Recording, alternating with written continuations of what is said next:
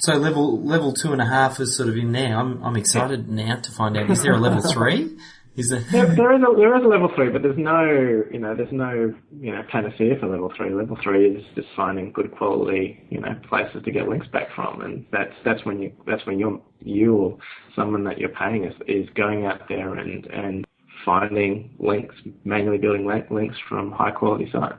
I mean, me personally, that doesn't make a lot of sense. I think from a time perspective, for me, I know there's companies out there that do it. I would much prefer to own my own assets and build them up over time, and then, point those assets at my own sites. And, and we'll probably go into talking about this. I mean, the fundamentals of business strategy is the word control.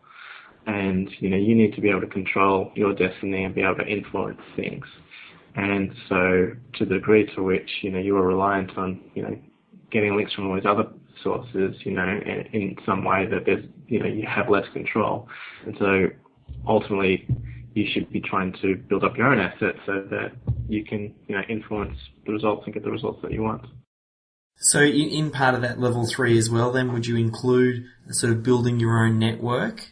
Yeah, I think for me that's, probably level 4, really. I mean, level 3 is, from what I tell people is going to be manually getting links from people. But, level 4 is really that, moving to the next level, moving to building up your own asset. Yeah. It sounds like, is there a level 5? Not yet. It's coming. No, I don't think so.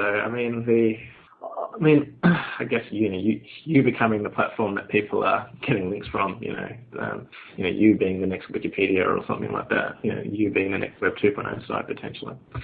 With sort of that, we talked about all the different strategies that you use, going from the initial let's get it indexed to some leveraged methods, and then also talked a little bit about sort of the using your Web 2.0 and your e-zine, and then next level up, going out searching for those really good quality links through some sort of like content exchange, or providing articles and that sort of thing to have published. Plus you got the next level, obviously level 4 is that building the content and then building the network and really owning those links. For what it is that you do, is that something there's quite a bit of work there? Are you sort of, how much of this are you outsourcing or sort of keeping in-house? And this is for you sort of, I suppose, more personally as opposed to, Yeah. Okay. Well, we have our network of blog sites, and to be honest, we don't use them for ourselves. This is it's our testing bed. It's our laboratory, so that we can test strategies so that, just for the development of our own SEO product, we know that whatever we're doing is working, or when we hear something, we can test it and it works. The reality is, for our own business, we do very, very little SEO. It's one of those, the cobbler's son with, no shoes sort of thing. And it's really, quite funny. So, for us, we do very, very little in that. But what we, and I guess this boils down to a discussion about, SEO and business. And, I think the fundamental question to ask is, most people are sort of asking the question of, well, what is the minimum I can do to get, the biggest impact in my life? And, that's while it's a good question to ask from a testing perspective, it's also a bad mentality to have. And, it's a much better mindset to say, well, how can I serve the maximum number of people?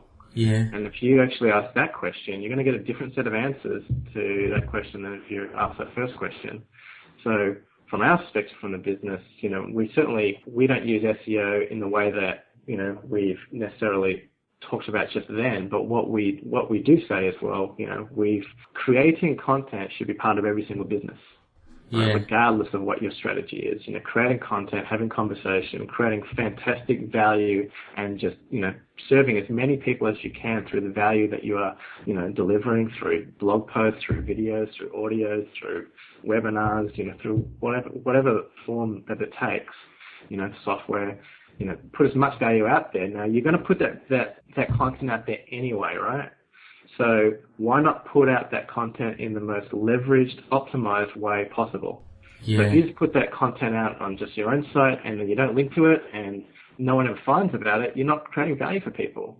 Value is created when people see the stuff that you're putting out there. And so having, when you put out a video, to use something like, Traffic Geyser or something, just to get it out to as many platforms as possible. When you're putting out an article, looking at how to syndicate that onto as many, platforms out there as possible, and using AMA with good quality content that you've written, to stick it out there as much as possible, and just looking at everything that you do and just make sure that if you're going to do the work once with a little bit extra work, you can receive, 100 times the reward, particularly if you're disciplined about doing it for every single piece of content, that you put out there. So that's personally how we use this stuff. Yeah. Is in our own content, leveraging things, and we've one thing our own product has been is quite poor in the training side of things. We've relied on third party, people like Third Day Challenge and Stomp.net and other people to create content around our product, and we're doing our own training and our own content, and to just amp up the amount of content that we're going to push out there. And we're putting in a very, very highly structured, list to say, okay, you do an article, you need to do this, and this, and just make that part of every bit of content that goes out. Almost like a system there. I like it. Yeah. And you mentioned as well, like one thing I think you touched on, and I did hear Rich Sheffrin talk about it a long time ago, the idea that just by putting out good content and even positioning yourself as the market leader, as Ed likes to talk about, SEO happens naturally at that point. I feel like SEO really is the on-ramp when you're first starting out to get you to that critical mass. And then once you get to critical mass, you don't need to focus on it so much. Like, especially if you've got that system in place, it's something that just kind of happens in the background. And like you said, I love it. You're talking about providing good value products with real value to people, the end user. So you're not just pushing out crap, for lack of a better word. That's right. As much as, I say this a little bit sort of tongue-in-cheek, especially after your earlier comment, but as far as like when it comes to ranking, and we understand the importance of getting a variety of links to the website, but where do you see sort of you get the biggest bang for your buck for the links that you do get? If you had to pick just one, and we're by no means advising anybody to do that, where do you see getting the best bang for your buck?